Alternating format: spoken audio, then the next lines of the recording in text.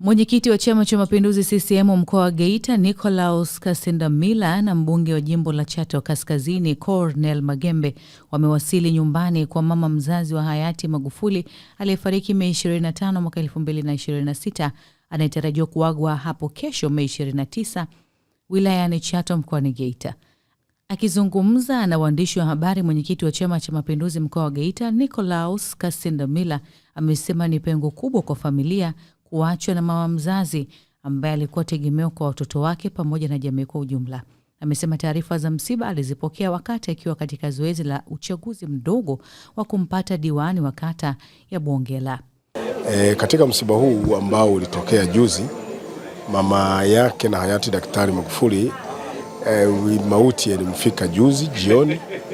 Sisi kama wananchi wa Chato kwa ujumla wake, ikiwa majimbo yote mawili, Chato Kaskazini na Chato Kusini, kwa kweli tulipokea msiba huu kwa masikitiko makubwa sana, kwa sababu wananchi wengi wa Chato walimfahamu huyu mama toka alipokuwa mwanae Magufuli akiwa mbunge wa jimbo hili toka mwaka 95.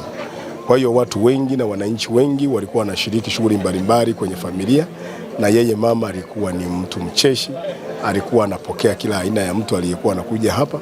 Kwa hiyo toka mwaka huo wa 95 mwanae akiwa ni mheshimiwa mbunge wa jimbo hili, wananchi wengi walipata fursa ya kumfahamu na kuishi naye vizuri. Kwa hiyo hata hii juzi ilipotokea msiba huu, kwa kweli wananchi wengi tukiwemo sisi viongozi, nikiwemo mimi mheshimiwa mbunge ambaye nilimfahamu vizuri mama huyu toka kipindi hicho cha hayati Magufuli akiwa mbunge wa jimbo hili, mama huyu kwa kweli alikuwa ni mkarimu, alikuwa ni mwema, alikuwa kila mtu kwake alikuwa ana ushirikiano mkubwa. Kwa hiyo tumeupokea kwa masikitiko makubwa sana. Kwa taarifa ambazo kwa kweli baada ya kuzipokea taarifa hizi katika eneo hili la Chato, kwa maana ya Chato Kaskazini na Chato Kusini, wananchi wengi wameahidi watashiriki msiba huu.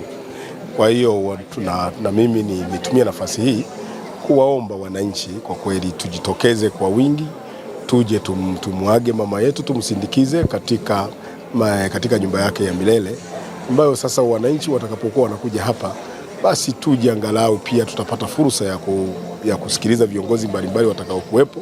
Atakuwepo mheshimiwa makamu wa rais, basi wananchi wote watapata taarifa za serikali, lakini pia watapata neno la faraja hasa kutoka kwa viongozi wetu wakuu. Kwa hiyo mimi niungane nao wote kwamba tushiriki kwa pamoja kuja kushiriki katika msiba huu ambao utakuwepo kesho. Niko hapa nyumbani kwa hayati John Joseph Pombe Magufuli, mwenyekiti mstaafu wa Chama cha Mapinduzi, aliyekuwa rais wa Jamhuri ya Muungano wa Tanzania. Tumekuja hapa kwa ajili ya kushiriki msiba wa mama yake na huyu rais wetu mstaafu Mheshimiwa Magufuli. Tumepatwa msiba katika mazingira ambayo tulipata mshtuko mkubwa kwa kweli, sababu sisi kama mkoa wetu wa Geita tupo ndani ya uchaguzi mdogo wa kumpata diwani wa kata ya Bongela, uchaguzi ambao hatuna mamlaka ya kusitisha hata kidogo. So mamlaka ya uchaguzi yako chini ya Tume Huru ya Uchaguzi. Kwa tulipopata taarifa hii, tuliyachukua yote mawili, kila moja kwa usawa aina yake, na hasa msiba huu kwa mila na desturi. Msiba huu umetugusa sana wana CCM na wana Geita wote kwa ujumla. Ukizungumza na mtu mmoja baada ya mwingine, wamepokea kwa majonzi makubwa.